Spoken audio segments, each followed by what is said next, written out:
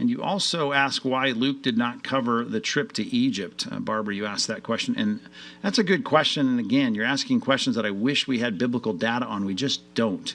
And when it comes to why a particular gospel writer wrote and included what he included, of course, is because this is how God's Spirit led that writer of the Gospels to record the matters that are recorded.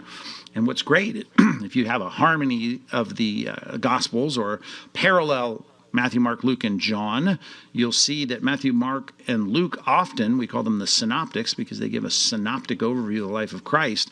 They often parallel each other, but at many points we'll find that one particular scene was not covered by one of the synoptic writers and one was.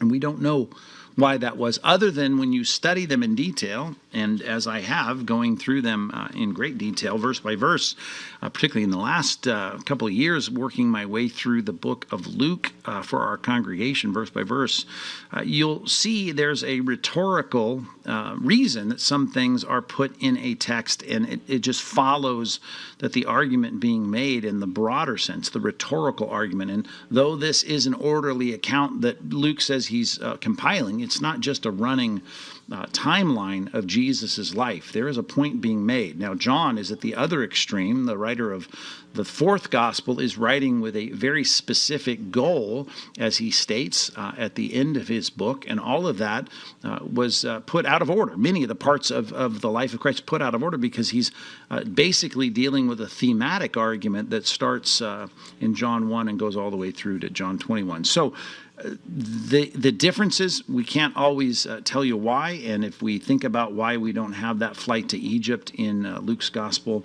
all we can say is that Luke didn't include it because in part of his argument and how he was developing this book and putting these facts together, he just didn't include it. But just because we have only one historical account in one gospel, like that trip to Egypt in Matthew, doesn't mean that we have any less assurance that God is communicating his truth through the author of Scripture. Yeah.